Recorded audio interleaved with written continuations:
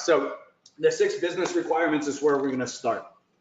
So for me, guys, I have come to accept that I am an amazing fire starter. I am amazing at getting a business going quickly.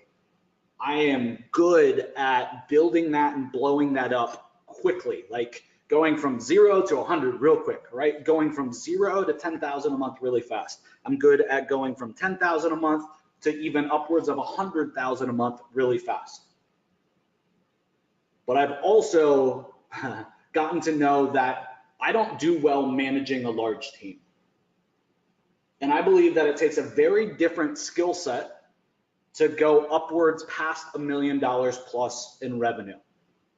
And what I mean by that is as your team starts to grow, your org chart, if you look at kind of an org chart and the people that you need, that starts to grow. And as you get over 10 people, as you get over 15 people in a business, it becomes a completely different skill set to be able to manage that type of business. So me managing a team of 1 to 10, no problem. Me managing a team of 25, 30 plus on a daily basis, guys, I'll be frank, I'm not great at that. So no matter how many times I came up to that, I always thought I could just buckle down and I could plow through it. Right? Joe Troyer, I can beat any challenge. I'm just going to put my head down, right? And I'm going to be like a bull and just ram through this thing. Guys, I got to tell you that never worked, not once. Okay? So I believe that it takes a very different skill set at that level. Okay? So at the end of the day, I need to be working in a business that supports that.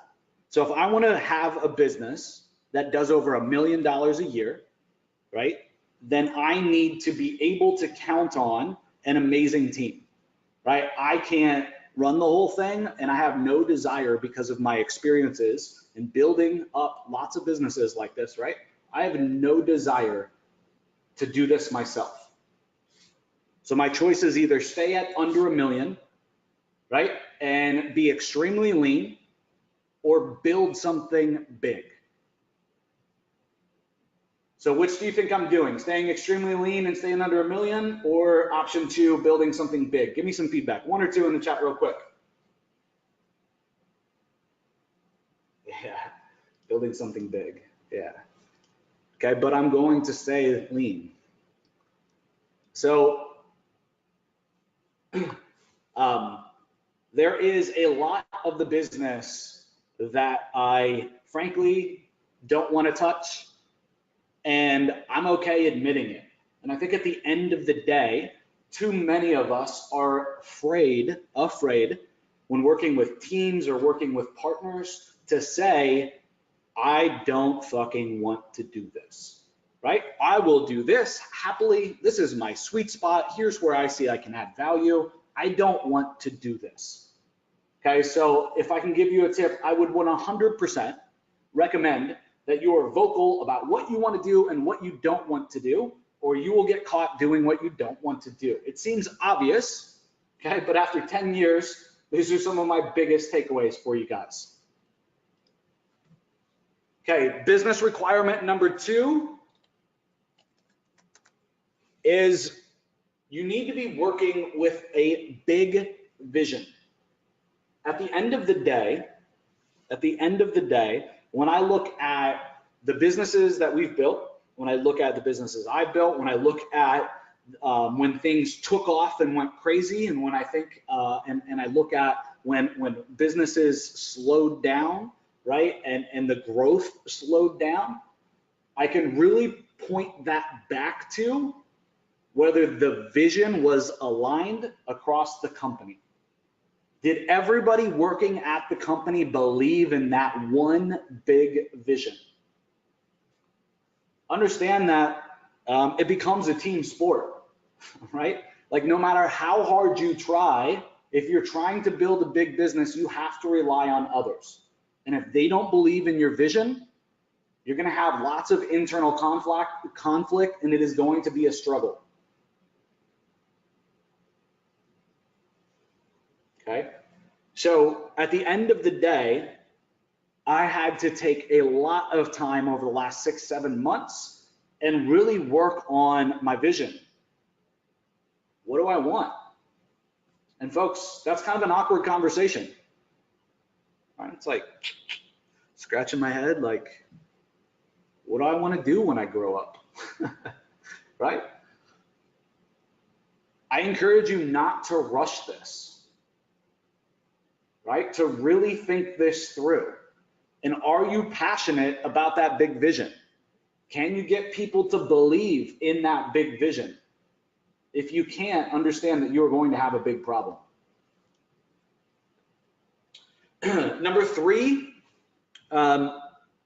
I'm only going to work in my sweet spot. I'm only going to work in my sweet spot. Much like number 1 and some of the points that we talked about, I'm going to be extremely vocal about what I want in this next business as we build it.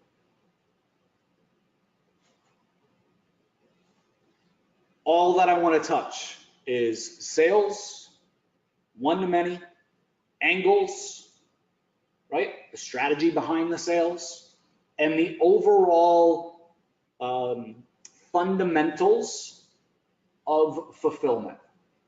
Not the day-to-day fulfillment strategy, right? The overarching fulfillment strategy is all that I'm interested in, right? I can help come up with some processes. I can say, I think we should do these 5 things to start, then hand it off and say, now you're in charge of fulfillment, right? Figure out what's working and what's not, and I expect you to take this list over and run with it. If I can stick in number 3, I'll be the happiest.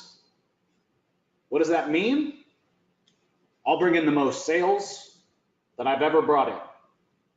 And it'll help me focus on, number 2, that big vision and selling that big vision to prospects, to customers, to channel partners, to agencies like you, and the end customer.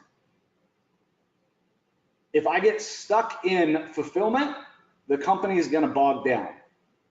And so it is my responsibility to be vocal about number 3.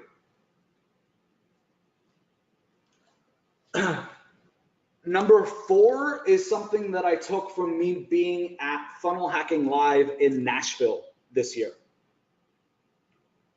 So Russell Brunson, for the first time ever, I saw him do this. The first time I had seen it done really very well anywhere, but the first time I had seen him actually do this too. When you signed in for the event, you said, I'm here, right? And they gave you the swag bag and everything else. They had an agenda, and in that agenda, it laid out very, very clear Russell's value ladder, meaning you start here, Russell Brunson from ClickFunnels, right? You start here, you buy a book. Then once you buy the book, you go into the One Funnel Away Challenge. Then once you go into the One Funnel Away Challenge, you visit Funnel Hacking Live. You go to the event. Once you're in Funnel Hacking Live, right, then you join the 2 Comma Club coaching program. Then once you're in that coaching program, then you escalate to the next coaching program. And then the last piece is you get in this one-on-one coaching and very high-level mastermind group that, guys, I forget, but I think it was 150 or 200 grand for the year. But you could see the value ladder extremely easy. And I had this major aha moment. See, guys, one of the reasons that I've kind of butted heads with Russell, one of the reasons that I don't talk about funnels a lot, is that fundamentally, I think that they're flawed in a couple of ways. What I mean by that is, let's say that one of you guys comes to buy a product from me through a sales funnel. Why wouldn't I let you skip buying a $7 book and buy the end product, right? That's $150,000 or $200,000. If that's what you wanted, why wouldn't I let you just buy it all in one big gulp? Why would I tell you no? Does that make sense to everybody? Derek Drummond says, sorry I'm late, I was with a prospect. No worries, buddy. Glad to have you, man. Does that make sense? So fundamentally, I've always had a problem with like funnels and tripwires and like just if they know, like, and trust you, like give them the option to buy all your shit. Like why would you make a buyer that's willing to pay you 200 grand? Why would you make them pay you $7? Give me a one if that makes sense. Is this sinking in?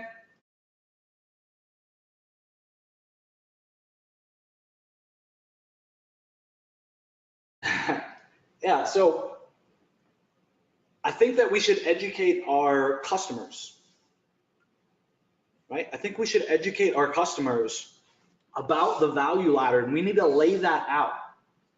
Okay, so you need to figure out what your value ladder is going to be. What's your foot in the door offer, right? And then what are you going to sell next? And what are you going to sell next? And what are you going to sell next? And if you can show your customers that value ladder, I believe if you do it in a good way, you can get your prospects and you can get your customers to upsell themselves. Right? They came in, they bought the first thing, you educated them on the value ladder, and they raised their hand and said, hey, Derek, hey, Frankie, hey, Ricardo, right? Hey, Jerome, hey, Joe, I'd really like to just go to the next level, right? I need to fast forward. I need more leads and I need it now. So I know I just bought the first product, but I'd like to buy 2, 3, and 4 as well. Any aha moments there? Give me some feedback in the chat. 2? Give me a 2 if that's an aha moment. So for me, I'm getting very, very crazy with my value ladder. Okay, so that customers can understand that value ladder. And from, guys, I'm taking this to the kind of the 10th degree. From my very first pitch with a customer, I'm including my value ladder. So people know exactly what's happening. So I'm not really making one sale. By all means, I'm selling one thing as the foot in the door, right? But really what I'm doing is getting them to buy into the value ladder. So when they buy, they're ready for the next step 2, step 3, and step 4, and they know how to get there. All right. Number 5, 5th business requirement. How many of you guys have read The One Thing by Gary Keller? How many of you guys have read the book, The One Thing by Gary Keller, from Keller Williams, right? The realtor company. How many of you guys have heard of it? All right, man. Definitely a fantastic book. Absolutely fantastic book. So I got some explaining to do. So what's the best way for me to put this? All right. So as you guys look at your marketing plan, as you look at the things that you have to do, as you rate, as you score your opportunities, right? As you take opportunities that you have in business through these 6 business requirements and through the next list that I'm going to give you, right? The 13 product requirements. Think about the one thing. And I know that I didn't give it to you yet, but I want you to think about the one thing. Think about the one thing that you could do that would have a domino effect. So you get one task done, you roll out one thing on your to-do list, and by you getting that one thing done, it automatically knocks over and sets up step 2, step 3, step 4, step 5. So think about the things that you're doing that really have leverage and play into the next to-do. Think about the tasks that are connected. Okay? So this is one of the big ways that you can gain a lot of leverage and traction very fast. Okay? So me, guys, I got to give you a little spoiler because I want to give you some context on the one thing for me. I want to bring this home in a real scenario for you guys. So,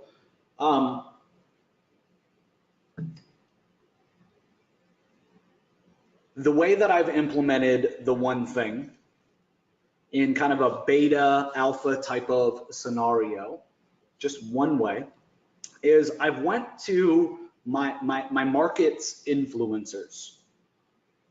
right? I've strategically gotten intros and referrals to all the influencers in the marketplace, right? The next marketplace we're going after.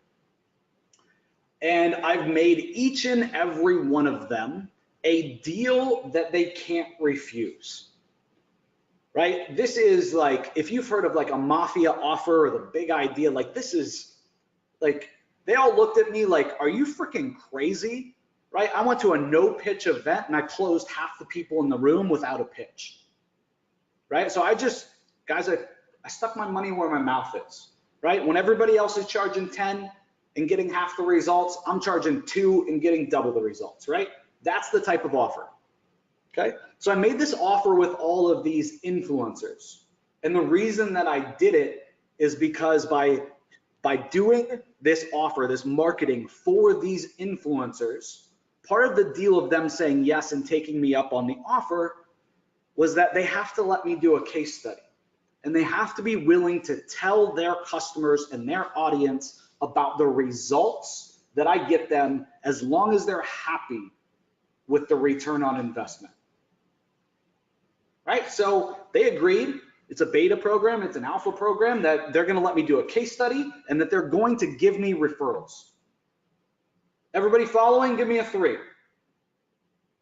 So step 1, me pitching these influencers. These are also the people in the marketplace that have a big budget. So guess what? I just built a 6-figure business in one event, having one 60-minute presentation, more like probably 45-minute presentation. Okay, this though is the one thing, because now each of these people are required, right, to refer me as long as I do a good job. So for me, the influencers as a step 1 automatically gets me a boatload more business on step 2, right? So domino number 1 was influencers, right? And then domino number 2 was retail customers. Does that make sense? Give me a 3 if you got it. So if I would have went and tried to go direct to retail immediately without going through the influencers, it would have been a much, much slower path, right? Instead, right, I just installed a turbo on the Corvette, right? This is going to get me to the end result or to my goal much faster. So I want you guys thinking in your 6 business requirements as you're building out your marketing plan, right, to always be thinking about the one thing. Where do I get the leverage that's going to bring me all the business tomorrow? And how do I get there fast? So the other great thing, Derek says, I got it, a bigger foot in the door. Well, Derek, it's not really a bigger foot in the door. You see, what I sold them was a foot in the door product. So they still have the value ladder to climb. They're going to be able to go from that foot in the door to the next level, to the next level, to the next level. And some of them are upgrading automatically already. All right, so the 6th business requirement should be obvious, folks. But I feel like when people are building out a business, they're really not thinking about this. The product must deliver results. And really what I mean by that is that should be like a duh statement. But what I really mean by that is we have to be able to show deniable proof. You guys know me, right? Look in the footer there of the slide. The case study to prove it and the software to do it, right? We got to be able to deliver deniable proof about our results, right? And so what I don't believe in selling is activity-based services.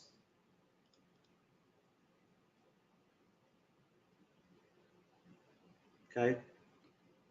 I don't really believe in selling activity-based services.